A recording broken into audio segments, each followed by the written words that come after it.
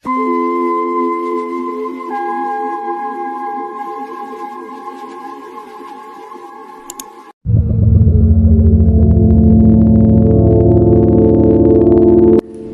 ba talaga natin gawin ito? Bakit hindi? Makakapagsimula ulit tayo. Dito, mapayapa, kompleto tayo, at masaya. Masaya? Hindi ba sa sobrang saya mo? Happy birthday. Hindi ka na makahinga.